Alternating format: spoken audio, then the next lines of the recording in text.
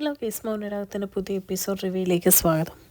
അങ്ങനെ ഭാനുമതിയമ്മ വക്കീലിനോട് ചോദിക്കുക കേട്ടോ, ആ ലക്ഷ്മി എന്ന് പറയുന്ന അവൾ ഇനി കോടതി വന്ന മൊഴി തന്നാൽ പ്രശ്നമാവോ വക്കീലേ എന്നിങ്ങനെ ചോദിക്കുക കേട്ടോ. അപ്പോൾ വക്കീൽ പറയുന്നുണ്ട്, അത് പ്രശ്നമാവോ എന്നുള്ള ഉറപ്പാ. എങ്ങനെയാലും അവരുടെ കാലോ കയ്യോ പിടിച്ച് വരാതിരിക്കാനുള്ള എന്തെങ്കിലും മാർഗ്ഗം ഉണ്ടെങ്കിൽ നോക്ക്, അതേ നടക്കുകയുള്ളൂ എന്ന് പറയാം കേട്ടോ. ഇതൊക്കെ കേൾക്കുമ്പോൾ പ്രകാശം പറയുന്നുണ്ട്, മിക്കവാറും അവളുടെ കാലങ്ങ് പിടിക്കാൻ ചെന്നാൽ മതി, അതൊന്നും നടക്കുകയില്ല, എന്തേലും കാണിക്കാം, അമ്മ വന്ന് വണ്ടിയെ കയറുമെന്ന് പറഞ്ഞ് പ്രകാശനും വിക്രവും അമ്മയും കൂടെ വീട്ടിൽ പോവാം കേട്ടോ. വീട്ടിൽ ചെല്ലുമ്പം കാർത്തി ഇവരെ നോക്കിയിരിക്കുവാണ്. കാർത്തിയെ കാണുമ്പോഴേ ഭാനുമതി അമ്മ പറയുന്നുണ്ട്, മോള് നോക്കിയിരിപ്പുണ്ട്, അതിനോട് എന്ത് പറയൂടാ എന്ന് പറയുമ്പോഴേക്കും പ്രകാശം പറയുന്നുണ്ട്, എന്തേലും പറയാം എന്ന് പറയും കേട്ടോ. അപ്പോഴത്തേക്കും കാർത്തിക ഒന്നും അറിയാത്ത പോലെ ചോദിക്കുക, എന്താ അച്ഛാ എന്ന് ചോദിക്കുമ്പോഴേക്കും പ്രകാശം പറയാം, എന്താവാനാ മോളെ, എന്നെ ഉപദ്രവിക്കണം എന്നോർത്ത് ഒരു കൂട്ടം നടക്കുമല്ലേ, അപ്പോൾ പിന്നെ എന്താവാനാ എന്നിങ്ങനെ ചോദിക്കുക. അപ്പോൾ കാർത്തിക ദേഷ്യപ്പെട്ട് ചോദിക്കും കേട്ടോ, അച്ഛനിങ്ങനെ പറഞ്ഞാൽ എങ്ങനെയാണ് ശരിയാവുന്നേ, എൻ്റെ അമ്മയ്ക്ക് എന്ത് വിഷമം ഉണ്ടെന്നറിയോ, അതിൽ കൂടുതൽ എനിക്കും എന്ന് പറയും കേട്ടോ. അപ്പോൾ വിക്രം പറയുന്നുണ്ട്, എന്ത് ചെയ്യാനാ ചേച്ചി, ആ കല്യാണിയും കിരണും ദീപയും എല്ലാവരും കൂടെ വന്നിട്ടുണ്ടായിരുന്നു അച്ഛനെതിരെ മൊഴി കൊടുക്കാൻ വേണ്ടിയിട്ട്, എങ്ങനെയും കള്ളത്തരത്തിൽ അച്ഛനെ കൊടുക്കാനാണ് എല്ലാവരും നോക്കുന്നതെന്ന് പറയും കേട്ടോ. ഇത് കേൾക്കുമ്പോഴത്തേക്കും പ്രകാശം പറയാം, അത് നേരാ, ആ ദീപയും വന്നിട്ടുണ്ടായിരുന്നു, അവൾ ഡിവോഴ്സ് കൊടുത്തതല്ലേ, എന്നിട്ട് ആ വഴിക്ക് പോയാൽ പോരെ, അവൾ വരെ വന്നിട്ടുണ്ടായിരുന്നു എന്ന് പറയും കേട്ടോ. അപ്പോഴത്തേക്കും കാർത്തിക പറയാം, എന്തെങ്കിലും ചെയ്താലേ ശരിയാവുള്ളൂ, ആ ലക്ഷ്മി എന്ന് പറയുന്ന അവരെ വേണമെങ്കിൽ ഞാനൊന്ന് പോയി കാണാമെന്ന് പറയും കേട്ടോ കാർത്തിക. അപ്പം പ്രകാശം പറയും, അത് വേണ്ട മോളെ, ഞാൻ എന്നാന്ന് വെച്ചാൽ ചെയ്തോളാം, മോള് അവരൊന്നും അടുത്ത് പോകണ്ട എന്ന് പറയും കേട്ടോ. അപ്പോഴേക്കും വിക്രം പറയുന്നുണ്ട്, എന്ത് കാണിച്ചിട്ടാണേലും ഇതൊന്ന് ഊരിയാൽ മതിയായിരുന്നു എന്ന് പറഞ്ഞ് അവിടെ നിന്ന് കയറി പോവാം കേട്ടോ. അത് കഴിയുമ്പോൾ പ്രകാശം പറയുന്നുണ്ട്, എന്താണെന്ന് വെച്ചാൽ നോക്കാം മോളെ എന്നിങ്ങനെ പറയുവാണ്. കഴിഞ്ഞ് പ്രകാശനം പോവുകയാണ് കേട്ടോ കയറി. അത് കഴിയുമ്പോഴത്തേക്കും ഭാനുമതി അമ്മ പറയാണ്, ആ ലക്ഷ്മി എന്ന് പറയുന്നവൾ ഒരു 6-6.5 അടി പൊക്കമുണ്ട് മോളെ, ആണുങ്ങളുടെ തലയെടുപ്പാ, അവളുടെ കയ്യിൽ നിന്ന് എന്ന് ഞങ്ങൾക്ക് തല്ല് കിട്ടിയിട്ടുണ്ട് മോളെ, അത്രയ്ക്ക് അഹങ്കാരിയാണ്, അവളുടെ തല്ല് പേടിച്ചാൽ ഞങ്ങൾ ആ നാട്ടിൽ നിന്ന് ഓടി വന്നേ, അല്ലെങ്കിൽ ഞങ്ങൾ പോരുമായിരുന്നോ എന്നിങ്ങനെ പറയും കേട്ടോ. ഇതൊക്കെ കേൾക്കുമ്പോഴത്തേക്കും കാർത്തി ഇങ്ങനെ ഒന്നും അറിയാത്ത പോലെ തലയാട്ടും കേട്ടോ, പറ തള്ളു എന്നുള്ള രീതിയിൽ. അത് കഴിയുമ്പോഴത്തേക്കും കാർത്തിക ഒന്നും അറിയാത്ത പോലെ ചോദിക്കുവാണ് കേട്ടോ, അല്ല അവർക്കൊരു കുഞ്ഞുണ്ടായിരുന്നല്ലോ, അതെന്തേ എന്ന് ചോദിക്കും കേട്ടോ. അപ്പോഴേക്കും ഭാനുമതി അമ്മ പറയും, അവർക്കൊക്കെ ഒരു കുഞ്ഞുണ്ടെങ്കിൽ അതും അവളെപ്പോലെ തന്നെ ഒരു 6-6.5 അടി പൊക്കത്തിൽ എവിടെയെങ്കിലും നടപ്പുണ്ടായിരിക്കും, ആണുങ്ങളുടെ ചങ്ക് തുളച്ച് കയറാൻ എന്ന് പറയും കേട്ടോ. അപ്പോഴത്തേക്കും കാർത്തിക തിരിച്ച് ചോദിക്കുന്നുണ്ട്, അതിന് അതിൻ്റെ അച്ഛനെപ്പോലെ ആണെങ്കിലോ എന്ന് ചോദിക്കുമ്പോഴേക്കും മുത്തശ്ശി പറയാം, അങ്ങനെ ആവാൻ ഒരു സാധ്യതയില്ല, അവളെപ്പോലെയുള്ള അഹങ്കാരികൾക്ക് ഉണ്ടായ മകളല്ലേ, അവളും ഒരു അഹങ്കാരിയായിരിക്കും, ഒരു ഭൂലോക അഹങ്കാരി എന്ന് പറഞ്ഞിട്ട് അവിടെ നിന്ന് പോവാം കേട്ടോ. ഇതൊക്കെ കേട്ടിട്ട് നല്ല ദേഷ്യം വരുന്നുണ്ടെങ്കിലും കാർത്തിക ഒന്നും മിണ്ടാതെ എല്ലാം അടക്കി പിടിച്ച് അവിടെ ഇരിക്കുവാണ്. പിന്നെ കാണിക്കുന്നത് നമ്മുടെ രൂപേനയാണ് കേട്ടോ. രൂപേനെ കാണാൻ വേണ്ടി രാഹുൽ ചെന്നേക്കുവാണ്. രാഹുൽ എന്നിട്ട് പറയുന്നുണ്ട്, കല്യാണിനെയും CS-നെയും അതുപോലെ തന്നെ സരയുവിൻ്റെ കുഞ്ഞിനെയും എങ്ങനെയും ഒഴിവാക്കിയിട്ട് സരയുവിനെയും കിരണിനെയും തമ്മിൽ ഒന്നിപ്പിക്കണം എന്ന് പറയും കേട്ടോ. അപ്പം നമ്മുടെ രൂപ പറയുന്നുണ്ട്, എനിക്ക് കുഞ്ഞുങ്ങളെ ഒന്നും കൊല്ലാൻ പറ്റില്ല, അതുമാത്രമല്ല കല്യാണിനെയും കൊല്ലാനും പറ്റുമെന്ന് എനിക്ക് തോന്നുന്നില്ല, അതിനെ കൊണ്ട് ആരെയും കൊല്ലാൻ പറ്റില്ല എന്ന് പറയും കേട്ടോ.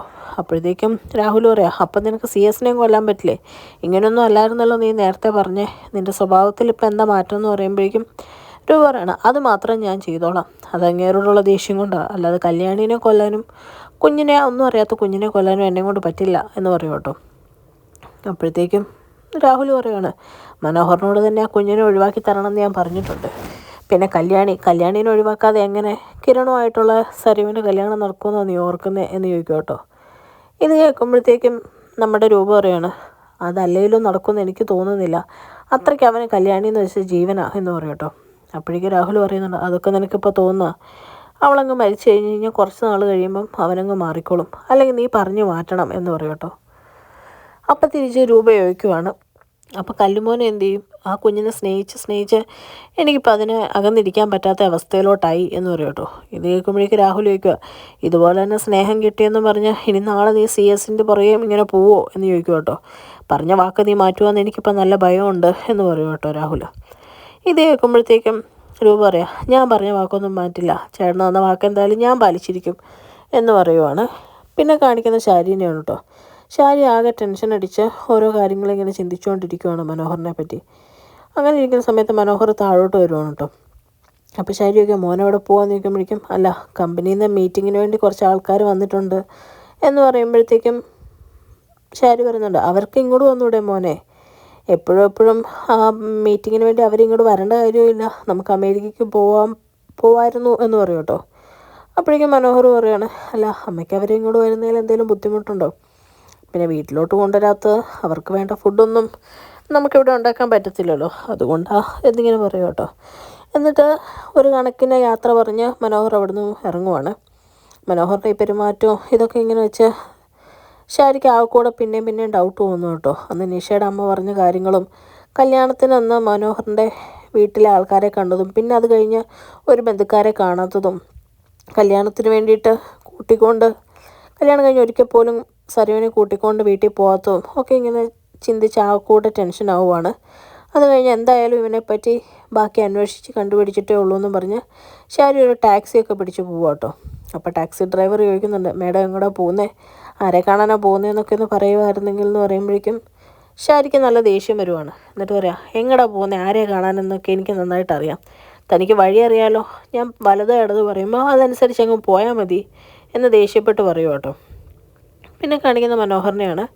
മനോഹർ ഇങ്ങനെ ഓരോ പെൺപിള്ളേരുടെ ഫോട്ടോ എടുത്ത് വെച്ചിട്ട് പറയണം കിരണും കല്യാണിയും പലതും പറയും, പക്ഷേ ഇതെൻ്റെ തൊഴിലായിപ്പോയില്ലേ, എനിക്കെന്തായാലും അടുത്ത ആളെ വളയ്ക്കാതിരിക്കാൻ പറ്റത്തില്ലോ എന്നും പറഞ്ഞ് ഒരു പെണ്ണിൻ്റെ ഫോട്ടോയും നോക്കി ഇങ്ങനെ ഇരിക്കും കേട്ടോ.